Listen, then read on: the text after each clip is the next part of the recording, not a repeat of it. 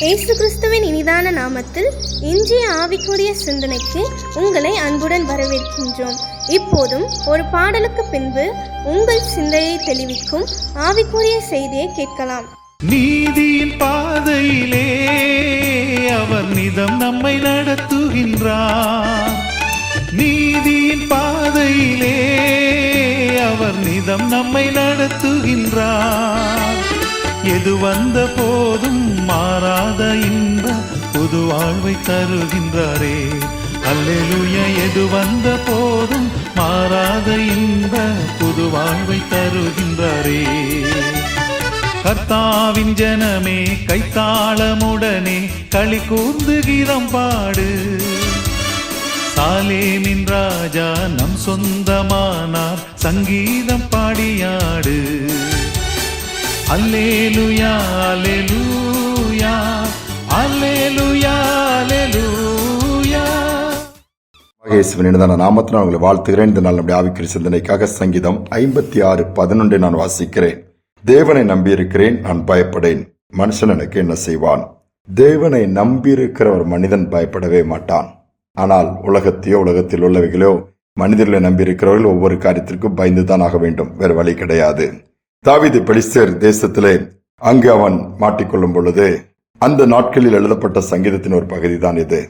ஆனால் அவன் சொல்லுகிறான், தேவனையே நம்பியிருக்கிறேன், நான் பயப்பட வேண்டிய அவசியம் இல்லை.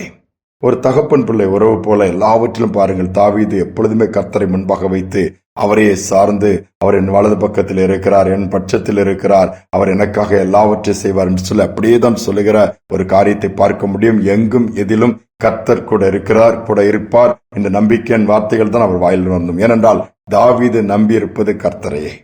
ஆனால் தான் நான் நம்புகிறது என் தேவனால் தான் வரும் என்று சொல்லுகிறார். அவர்தான் என் நம்பிக்கை.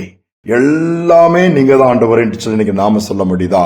தேவைப்படும் பொழுது தேடுகிறோம் தேவனை, மற்ற நேரம் மறந்து விடுகிறோம். அப்படி அல்ல. எல்லாவற்றிலும் எனக்கு ஆண்டவர் தான், அவர் தான் எனக்கு எல்லாம் என்று சொல்லி, அவரே என் வாழ்க்கை என்று சொல்லி வாழ்ந்து பாருங்கள். நிச்சயமாக எதை குறித்தும் பயப்பட மாட்டீர்கள். ஏனென்றால் இம்மையிலும் ஆண்டவர் நம்மோடு கூட வந்து நடத்த முடியும், மறுமையிலும் அவர்தான் எங்கும் எப்பொழுதும் எதிலும் நிறைந்திருக்கிறவர். யெகோவா எலோகிம் என்கிற வார்த்தை அதை தான் சொல்லுகிறது. இன்னைக்கு நாம் எப்படி ஆண்டவரை வைத்திருக்கிறோம்? கொஞ்சம் யோசித்து பாருங்க.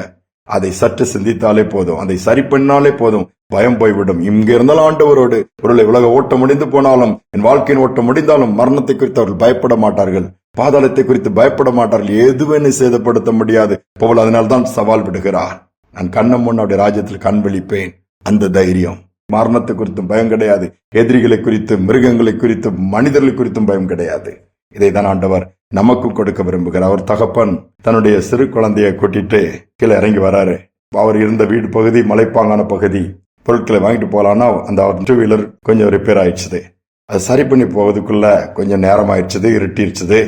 அந்த பகுதி கொஞ்சம் விபத்துகளும் ஆபத்துகளும் நிறைந்த பகுதி. காட்டு மாடுகள் வரும், அதை அப்படியே தூக்கி வீசி விடுமா. யாரும் அதை எதிர்த்து நிற்க முடியாது. 4 வீலரே புரட்டி போட்டு விடுமா. அப்ப 2 வீலர் ஏமாத்திரம். இவர் பயந்து பயந்து போகணும். என்ன செய்யுது? மனைவி அங்க வீட்டுல தனியா இருக்க, அந்த பிள்ளையும் நானும் போய் சேரணும்னு சொல்லி ஜெபம் பண்ணிட்டு இவர் பயந்து வாகனத்தை ஓட்டுமா. அந்த சின்ன பிள்ளை பாட்டு பாடிட்டு வந்துச்சு. அதுக்கு எதை குறிச்சும் கவலை கிடையாது. இருட்டு, எல்லாம் ஒரு மாதிரி மிருகங்கள் நிறைந்த காடு, ஆள் நடமாட்டம் இல்லை, தனிமை. ஆனா தேவர் நம்பிக்கை. அந்த பிள்ளை அப்பா என் கூட இருக்காங்க, அப்பா பாத்துக்குவாங்க. அதை காட்டை பற்றியும் கவலைப்படல, இருட்டை பற்றியும் கவலைப்படல, காட்டு மாடு வரது பற்றியும் கவலைப்படல. அப்பா எப்படியும் பத்திரமா வீட்டுக்கு கூட்டிட்டு போவாங்க நம்பிக்கைனால பாட்டு பாடி சந்தோஷமா வந்துட்டே இருந்துச்சுதான். இந்த நம்பிக்கை, இந்த விதமான ஒரு மனப்பான்மை, விசுவாசத்தை கர்த்தர் நம்மிடத்தில் எதிர்பார்க்கிறார். நாம பாரங்களை கர்த்தர் மேல் வைத்து விடுவோம். எல்லாவற்றையும் ஆண்டவருக்கு தெரியப்படுத்துவோம். அவர் ஜீவனையே கல்வாரியில் நமக்காக கொடுத்தவர். நமக்காக இந்த பூமியில் உள்ள வாழ்க்கையில காரியங்களை செய்ய மாட்டாரா? நிச்சயமாகவே செய்வார். அது பெரிய காரியங்களாக இருக்கும். ஜெபிப்போம். அன்பின் தகப்பனை, புதிய நாளை கொடுத்ததற்காக ஸ்தோத்திரம். ஒவ்வொரு காரியங்களுக்கா பயப்படுறோம்ப்பா. காலையில் எழுந்த உடனே பயம், வேலைக்கு போனா பயம், பிரயாணம் பண்ணினா பயம், உட்கார்ந்து இருந்தாலும் பயம், இரவென்றால் பயம், ஒரு சின்ன வியாதி பலவீனம் வந்தாலும் பயம், பண தேவை இருக்குத, கடன் பிரச்சனை பெருசாயிட்டு போத, ஒவ்வொன்றாய் நினைத்து நினைத்து பயத்தோடு திகிலோடு வாழ்கிற பிள்ளைகளுடைய வாழ்க்கை இன்னைக்கு கண்ணோக்கி பார்த்து நீர் நம்பிக்கையாய் மாறுவீராக. அவருடைய இருதயம் பக்கமாய் திருப்பப்படட்டும். ஒரு தைரியம், ஒரு மனப்பக்குவம், ஒரு விசுவாசம் வரட்டும் அப்பா. அதில் பெருகட்டும். எதை குறித்தும், மரணத்தை குறித்தும், பலவீனத்தை குறித்து பயப்படாதபடி கர்த்தரின் பட்சத்தில் இருக்கிறான், அவரை நம்பி இருக்கிறேன், நான் பயப்படேன். எதிரியோ வேற மனிதர்களோ பொல்லாத மனுஷர்களோ ஒன்று பண்ண முடியாது என்று சொல்லி முன்னேறி செல்லக்கூடிய பாக்கியத்தை கொடுங்க.